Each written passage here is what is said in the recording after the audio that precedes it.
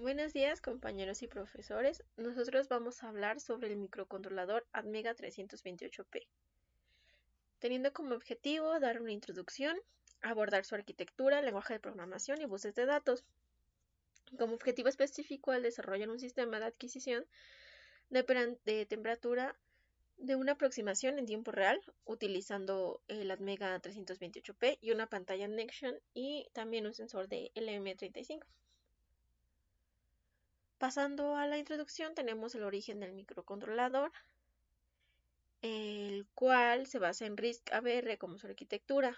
Esto nos permite ejecutar de manera rápida y ser compatible con varias placas de desarrollo como lo es Arduino. La compañía a cargo de su lanzamiento fue Atmel en 1998 como parte de su familia AT. La construcción de su nombre empieza con AT, la compañía, Mega, la familia, 3, la generación, 28, número de pines y P habla del pico power nos refiere que es de bajo consumo. Como características técnicas principales tenemos que tiene una memoria flash de 32 KB, una RAM de 2 KB, trabaja con una frecuencia máxima de 20 MHz, tiene un procesador de 8 bits, cuenta con 23 pines de entrada-salida, 24 interrupciones internas, 8 canales ADC con una resolución de 10, una EEPROM de 1 KB, 6 canales PWM con un voltaje de operación de entre 1.8 voltios hasta 5.5 voltios y cuenta con 3 timers.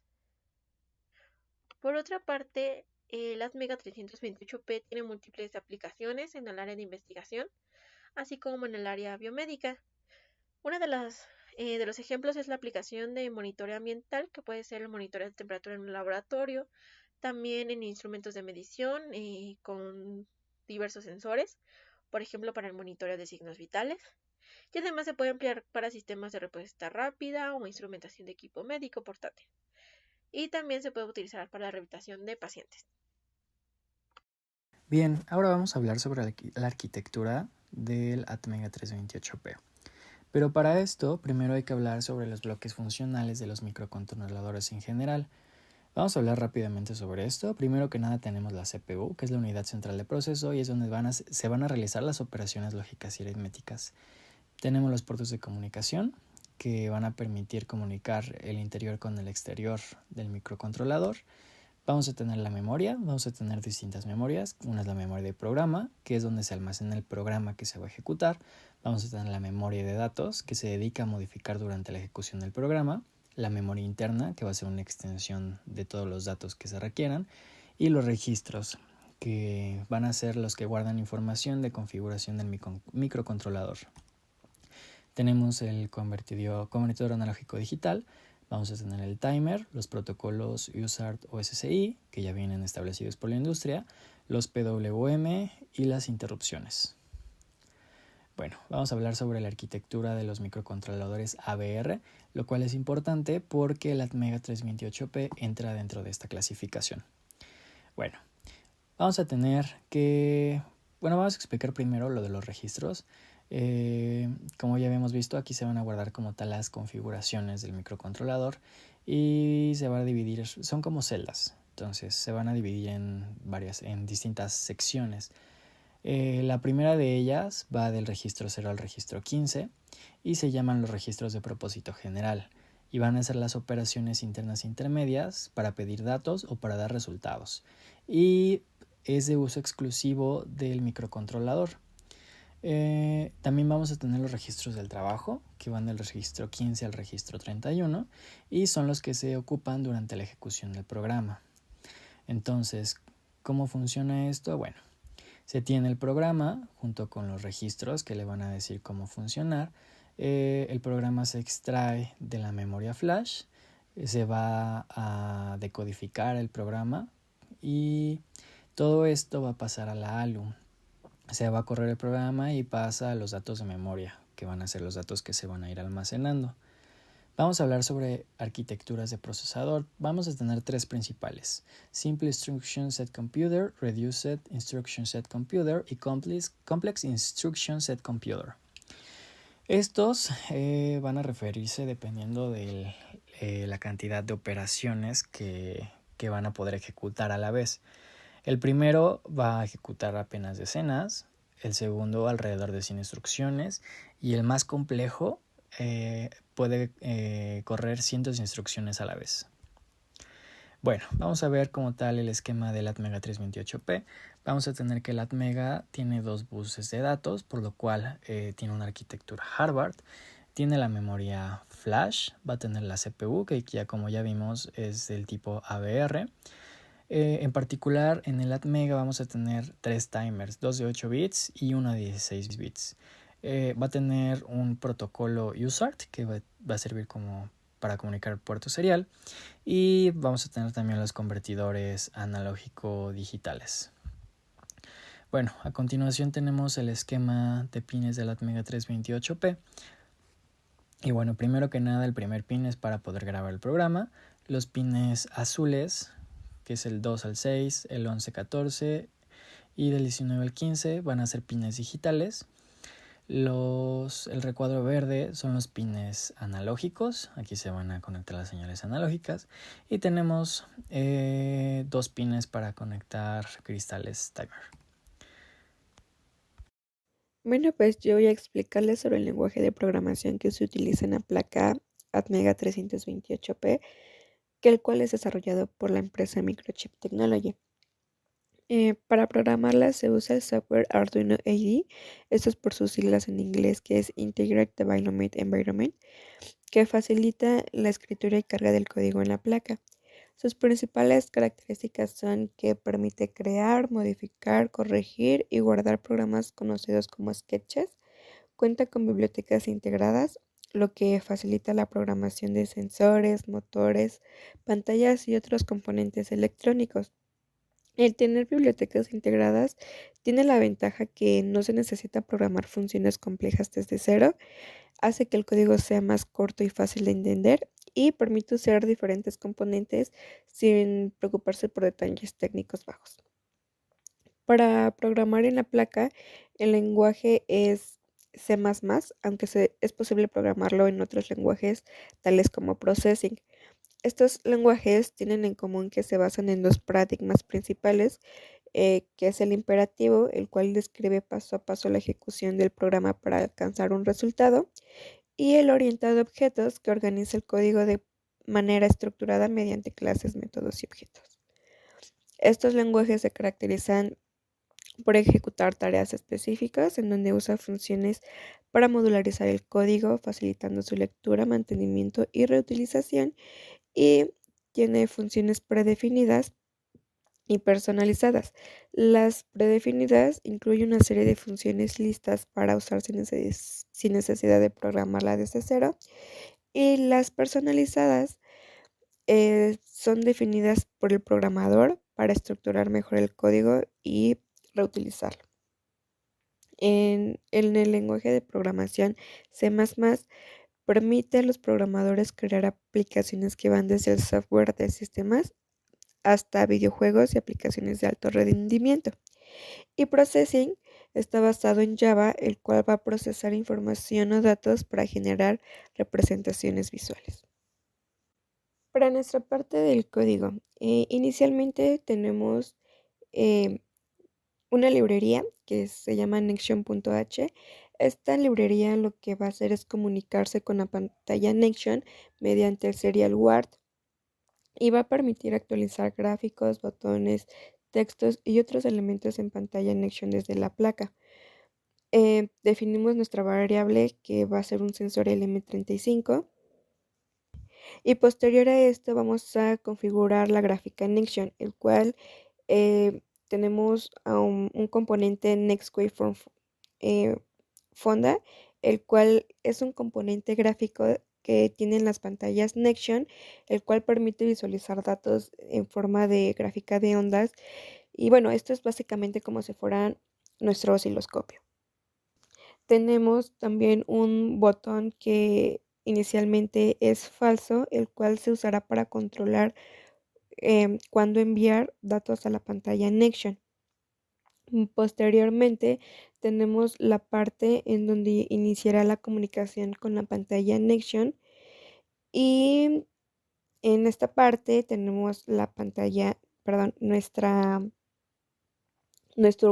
nuestro bucle, es decir, en donde se ejecutará el código de manera repetitiva. Tenemos nuestra primera condición, en que si hay datos disponibles en el puerto serie, se activa la variable botón igual a true. Y nuestra segunda condición es que si se cumple que botón es igual a true, entonces se va a leer la temperatura del sensor, se convierte la lectura en grados Celsius y se va a mapear el valor de la temperatura de 0 a 200 píxeles para la pantalla Next-Gen y finalmente se va a enviar el valor mapeado a nuestra gráfica. Ahora hablemos de los buses de datos. Para ello es necesario hablar antes de los buses de comunicación. Estos se definen como un medio constituido por varias líneas que en realidad son conductores que conectan a diferentes unidades para la transferencia de información. ¿Qué unidades? Ya las mencionadas anteriormente: CPU, memoria, periféricos de entrada y de salida, etc. De acuerdo a la literatura vamos a tener dos papeles muy importantes, que es el máster o maestro, que se encarga de dar el inicio de la transferencia de información y slave, y el slave por otra parte va a ser el que se va a encargar ya de plano a esa transferencia de información, ¿ok? Que slave en español viene siendo esclavo. Y bueno, ¿qué características alguien o es importante fijarse sobre un bus? Número uno es el ancho de banda, es decir, a qué velocidad van a viajar los bits por segundo. El ancho de bus y la capacidad de conexión, que se refiere al número de líneas que la componen, que es muy importante para saber a cuántas unidades puede estar conectado un mismo bus. Y finalmente el tipo de comunicación, que es sincrónico o asincrónico, pero esto lo explicaremos más adelante con los ejemplos para que se entienda mejor. Y bueno, hablar de buses puede surgir una pregunta muy importante de qué pasa cuando dos o más unidades intentan acceder a un mismo bus al mismo tiempo. Para ello se tienen diferentes tipos de buses y clasificaciones. Por ejemplo, tenemos los buses de dirección, que se encargan de seleccionar quién va a ser el slave, el esclavo. Los buses de datos, que van a encargar de la transferencia de datos en los periféricos de entrada y de salida. Buses de control, que se van a encargar de transmitir las órdenes. Y buses de arbitraje, que van a ser los que se van a encargar de dar la prioridad de cuando dos unidades se encuentran conectadas a un mismo bus. Y bueno, sobre los buses de datos, que son los que nos interesan, tenemos tres principales: el WART, SPI e I2C. Tiene otra clasificación que puede ser en serie y en paralelo. Serie se refiere a que va a transmitir bit por bit, y paralelo que puede transmitir varios bits al mismo tiempo. Vamos con el bus WART, que también lo pueden encontrar en la literatura como un protocolo WART. Este bus WART, o también lo pueden encontrar como bus serial, es un bus en serie de fácil implementación. Cuenta con un ancho de banda de 1 MB por segundo, su comunicación es asincrónica, ahorita veremos por qué. Y su comunicación es a través de dos pines, el receptor RX y transmisor TX, que es justo lo que podemos ver en nuestra placa de Arduino, justamente. Y para establecer este tipo de comunicación se hace uso del código serial.begin, que si se dan cuenta ya lo hemos usado porque en nuestros códigos anteriores en clase, porque y esto es muy importante, que es la computadora, o sea, la IDE de Arduino, se transfiere la información a la placa por medio de este bus, o sea, de forma serial. Y de hecho se puede apreciar que se emprenden y se encienden estos botones cuando se envía el código. Y también es muy importante porque en este tipo de bus es el por el cual se conecta o se transmite la información mediante la pantalla Next. Porque la pantalla Next ya incluye un puerto serial. Y bueno, aquí hay un breve ejemplo de cómo es esta transferencia de información. Supóngase que se quiere enviar el número 772 en binario, que forzosamente para este tipo de bus hay que acompañarlo de un bit de inicio y un bit de stop. El bit de inicio le va a dar el banderazo de vas a empezar a leer estos datos. Bueno, celeste del primer bit va a decir va a leer los siguientes datos y al final va a parar. Y a esto me refiero con asincrónico, es decir, que no necesariamente se va a transmitir información en el mismo intervalo en el que se va a recibir, sino esto va a depender de la cantidad de bits y de también el tiempo en el que se pueda leer cada bit de inicio y de stop, ¿de acuerdo? Luego estos bits se leen como una señal de altos y bajos, de 0 a 5 volts o 3 volts, y finalmente el dato es recibido. Ahora tenemos el bus SPI, que es un bus de alta velocidad que consta de 4 pines. ¿Cuáles pines? El MOSI, el MISO, el clock y el SS, que es Slave Select. MOSI es el pin para enviar información, MISO es para el de recibir información, clock es un reloj como el de parecido a los flip-flops, que cada vez que va a estar activado se va a enviar o recibir la información, que es justo que se muestra en la figura de abajo. Cuando esté conectada solamente se va a recibir o enviar esa información. Y el Slave Select es para que cuando esté en bajo se corra el reloj y pueda suceder lo que ya anterior mencionado. Y también sirve para cuando tienes conectadas a este mismo bus varias unidades, poder seleccionar a qué bus lo quieres leer o le quieres escribir. O sea, recibir o enviar información. Y para establecer una comunicación usas el código SPI.begin. Y aquí es un detalle muy importante que es importante mencionar, que como tiene un pin dedicado para la transmisión y un pin dedicado a la recepción de información de los bits, su velocidad va a ser muy alta porque puede hacerlo simultáneamente, y esto se le conoce como full duplex, y es muy usado para sensores, por ejemplo los sensores de rayos láser que se usan para obtener distancias de un espacio tridimensional que requieren enviar muchísimos datos por segundo. Entonces se usa este tipo de bus. Finalmente tenemos, sí, no basta mencionar que estas son las conexiones del bus SPI, donde van del 10 al 13 sus conexiones. Y aquí se está conectando con un Arduino Nano, donde el 10 es el Slave Select, 11 el MISO, 12 el MOSI y el 13 el clock. Para el Arduino Uno, claro. Finalmente tenemos el último bus, que es el I2C, que es un bus como una combinación de los últimos dos ya mencionados. Pues va a ser sincrónico, que es muy también importante que... Sincrónico me refiero a que va a tener un clock, como lo hacía en el SPI, pero va a constar de 2 pines y no va a ser de tan alta velocidad. Pues su uso principalmente de este bus es poderse conectar con muchas unidades, como se muestra aquí en la imagen, como con varios esclavos, esclavo 1 hasta el esclavo N. O sea, realizar estas conexiones es muy sencillo. Cuenta con una velocidad, un ancho de banda de 3 megabytes por segundo, y para establecer este tipo de comunicación se usa el código de wire.begin. ¿De acuerdo? Y bueno, ¿cuál es el problema de todo esto? Es que, dado que tenemos 2 pines, el clock y SDA, que es en el que se va a enviar o recibir información, tenemos que gastar más bits. Es decir, por ejemplo, aquí en la figura de la derecha, tenemos que agregar a partir de un bit de inicio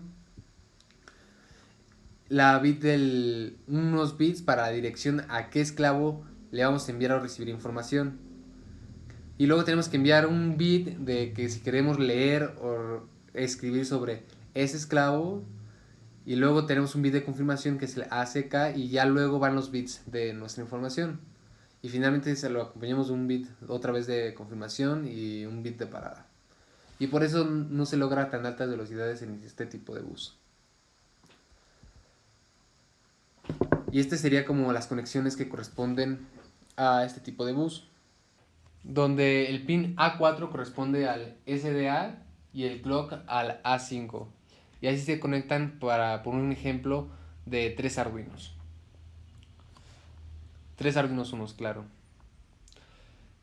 Y bueno, finalmente podemos concluir que ya con todo esto, ya mencionado por nuestros compañeros, que se logró explicar y conocer el microcontrolador Atmega 328P, comprendiendo su arquitectura, características y lenguaje de programación usado.